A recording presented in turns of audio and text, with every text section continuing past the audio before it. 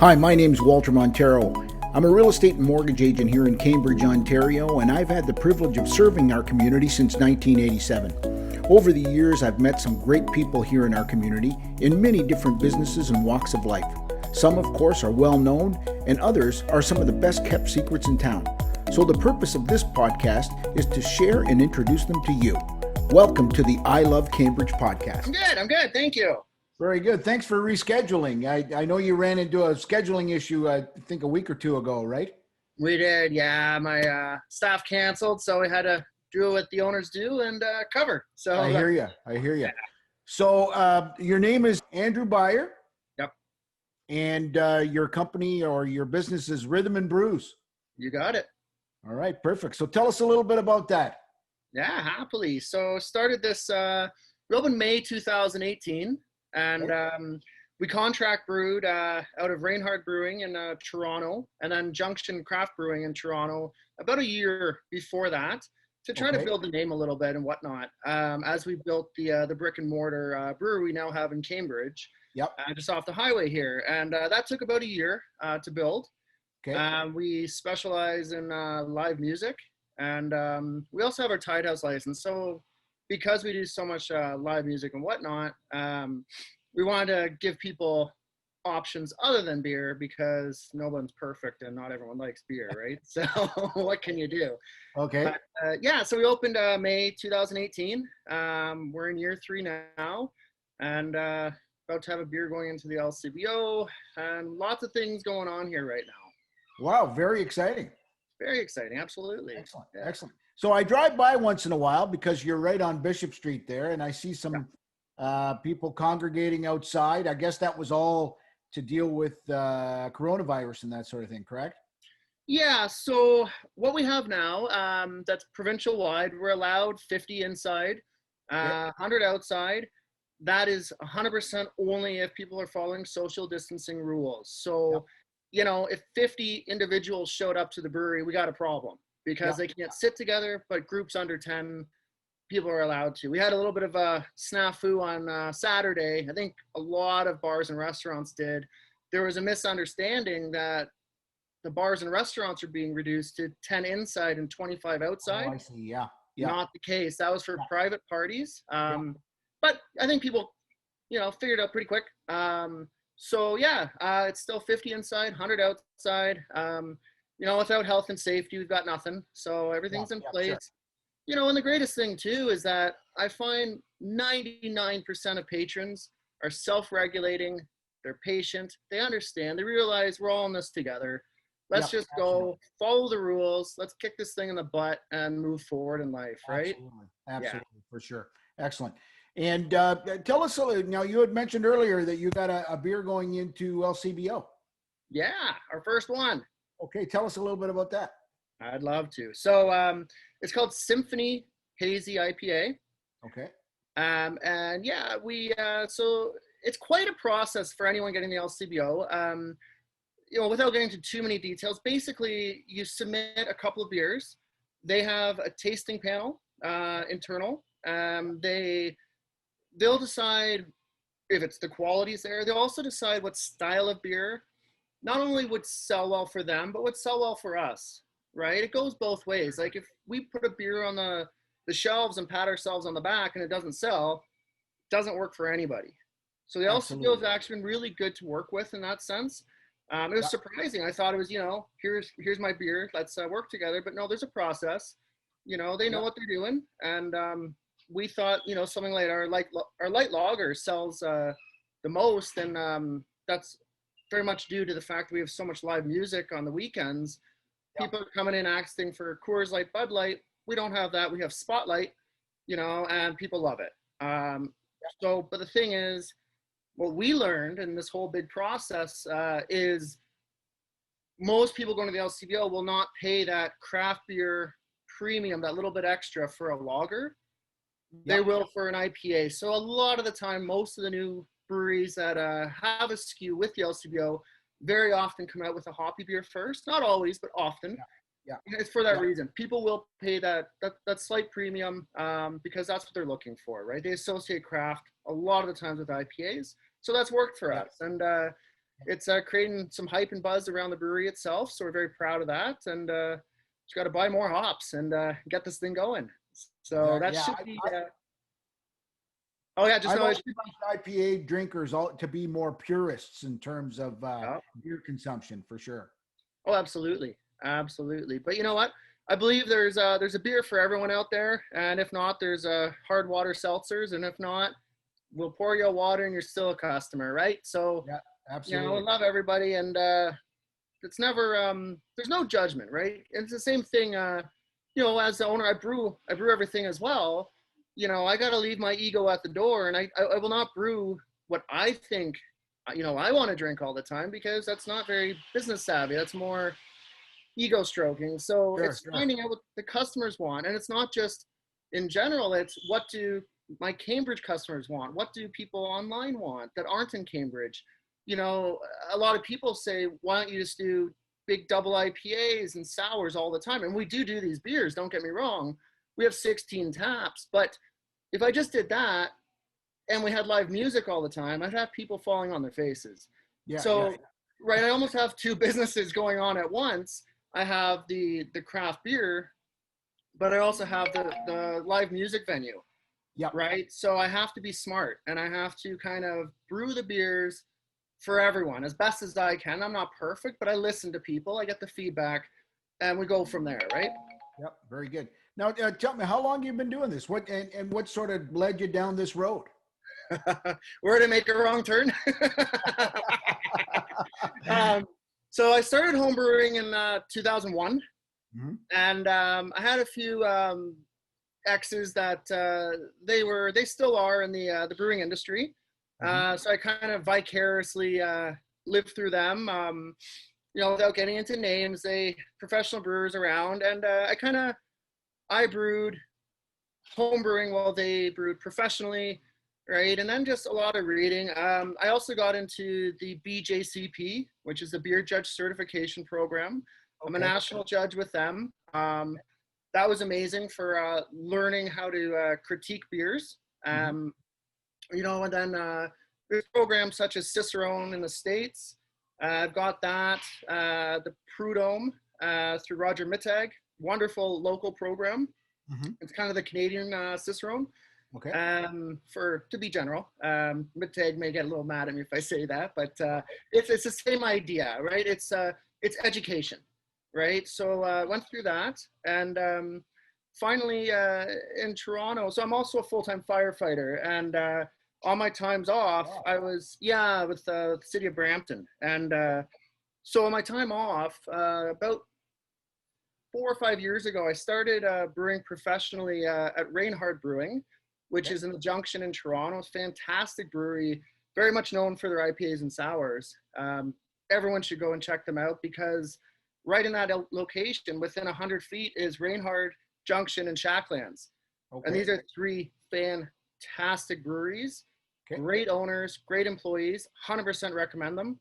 People's Pint's right around the corner. So the Stockyards, which is kind of like the Jane, Keel, St. Clair area, Mhm. Yep. it's just flourishing now with breweries. So that's where I learned how to professionally brew Yep. and kind of think and dream and sign my life away to the banks and get this project going. So That's yeah, awesome. Very courageous. well, thank you. I figured it was scarier to deal with myself for the rest of my life, regretting not taking that leap, than it was to take the leap. Yep. You know, and you got to try. So far, so good. You know, with all the horrible struggles all people and companies are going through this year, and I feel for everybody. Yep. The lights are still on, right? And we're doing all right. So, Real. you Good for know, you. pay the staff and then pay the musicians, and one day I'll pay myself, but Yes. no Yep. time soon. So, The hazards of self-employment, right? yeah, exactly. But again, because I have my other career, I'm Yep. able to, you know, put 100% everything back into the brewery, and I do. Yep. And just let's grow this. Unfortunately, and I feel for these companies. A couple of live music venues near us have gone Yes. under. Yeah. Right, Rhapsody in Yep. Kitchener, Starlight, Chainsaw. Yep. You know, to name a couple, and the other ones they're struggling because they don't have a brewery. They don't have a beer fridge. Yeah, right? yeah. And that has saved us, right? And you'd think, well, maybe he's happy that some of his competition is going under. Not at all, because I feel that live music venues are already struggling. Yes. And what I don't want, I, I want people to be like, yeah, live music is still going on. Live music, we can go here, we can go there. When it's fresh in people's heads, they're more apt to go out for live music in general. Yeah. You don't have to come to my place all the time. Just go and support musicians and have a good beer, be it here, be it there. If you go there, you'll eventually come here, Yeah. right? And we all work together, right? That's honestly my philosophy. It's just like the local breweries. Let's all work together, get a buzz going, like, figuratively and literally, I guess, but Yes, it's beer absolutely. after all. Yeah. But yeah, you got to support their neighbors. They're not competition, Very good. right? And always share that pound of butter with a neighbor, right? Because Yeah. it's better, right? Absolutely. Everyone works Absolutely. together. So yeah, Tell us a little bit about the entertainment you get in there. absolutely. So music wise, every single Thursday we have open mic. And Okay. it's fantastic. These are good musicians that take it seriously. They're coming out, and it's amazing. You'll see someone that is in a band that gets paid normally, wants to just come out for one night. You'll see people coming on stage trembling like a leaf. It's their first time ever performing live. They're basement warriors. But I'm so proud of my customers because everyone is such a positive environment. Mhm. And the people that run it, Vic Freitas, Ryan Yeah. Major, John Randall, Yeah. they're the guys running it. So what's really cool is that even if it's a solo artist, if they want, Vic will jump on drums. Ryan will jump on vocals or just support, instrument. Yeah. And they can just tell me the song, here we go. Right? Yep. So you can be in a full band and they'll just, who's next? Okay, this song, you want us up there? Sure. Right? So it really gives that experience of playing in front of a live crowd with 100% support. There's no rotten eggs or tomatoes allowed in here. And it's Yeah. just encouragement, applause, and usually people come off stage beaming, right? Yeah. And Yeah. so that's a lot of fun. I'm going to install a GoPro soon. And with their permission, they can actually see themselves being recorded, and if they want, I can give them a copy. I think that's something special, right? Yeah. That Yeah. takes a Absolutely. lot of guts to get on stage in front of an audience. Yeah. So yeah, we do that every Thursday. And then every Friday, Saturday, we have live music. We switch it to 8:30 p.m. And it usually runs sets around 3 hours. Okay. And mostly it's a different band each night. Larger bands will often do a double feature. So for instance, this Halloween, we have Thunderstruck, which is an AC/DC tribute band. Yep. It's going to be a lot of fun. Of course, it's still tricky, 50 people. Yeah. The numbers. Yeah. 50, it's a decent size. Like we can hold 100, just over 100. Typically, 50, it's nice. Like it's not nice for sales, but it's nice for the customer. Yeah. It's a Right? comfortable environment. Yeah. Exactly, Yeah. right? There's not 10 people at the bathrooms. Yeah. Yeah. So it's true, right? So Yeah. so that's what we're doing. We're still doing matinees on Saturdays, 2 to 5. And I like that because I'll do acoustic, usually solo, maybe duo, just kind of relaxing. We're kid friendly. But we always say we're dog friendly and child tolerant. So we've got we've got me and Monica, my fiance, and my GM. We have a 5-month-old chocolate lab Charlie, who's Great. yeah. People are saying they're coming for the beer but staying for the puppy. So Yes. Of course. Yeah. Yeah. so he makes his rounds, and yeah, it's just very a welcoming environment for the whole family, especially weekends during the day. We started doing barbecue, smoking, and stuff like that Oh yes. Yeah. on weekends. So we're doing our own food. We don't have a full kitchen, Yeah. but we do have a partnership with Perfect Pizza, which is a local mom and pop shop. Okay. And so we do have food available, and they're quick and it's good food. I mean, it's pizza, wings, and beer, right? Yeah. So Can't beat that. exactly. Breakfast of champions. Well, you know it. Yes, we do occasional Sundays. We're looking into that because we are growing. As rocky as COVID is, it does take time to build a name and to build a brand, Yeah. right? So, Absolutely. Absolutely. if I put live music every night, it would probably be a bad business decision right now, being, Yeah. you know, a Tuesday evening. But what we're doing instead of so live music, the open mic Thursday, Friday, Saturday, sometimes Sundays. Yeah. And we're doing Paintastic, Painting with Ellie, every 2 weeks, so people can come in and do painting. Oh, We're doing trivia, music-related trivia every Wednesdays now. okay. So we're just shaking it up a little bit. Very good. Pre-COVID, we're doing comedy once a month. We'll probably bring that back. And we're entertaining industry night karaoke kind of thing on Mondays. Yep. Because usually people in the industry are off Mondays, Yep. Sundays and Mondays. So I'd like to fill out the whole week, but not always just live music. And I'll be the first one to admit, not everyone likes to go out for live music. And I Sure. respect that. That's Yeah. our product, that's our brand, but No, that's we smart. have the space. Yeah, you know, we can do anything. We're going to start doing weddings here. We have the capacity, and we have the beautiful backdrop of, like, the one thing with this brewery is I'm upstairs. I'd happily show you, but you can look it up online. Is the layout is beautiful for any kind of event. We have a stage right in front of the brew house. It's very open concept. Mm-hmm. So we have the tap room at the front, brew house in the back, and the stage kind of in between. Yep. And yeah, it just works for any kind of venue. So we've had a lot of different things going on, but music is, you know, the bread and butter of the place. It is Rhythm and Brews after all, right? So Yeah, absolutely. Well, it's got the name's got a great ring to it for sure. thank you. The funny thing is, I always joke I only have to pay half my invoices because no one can spell rhythm, right? It's always I'm like, well, that's not my invoice.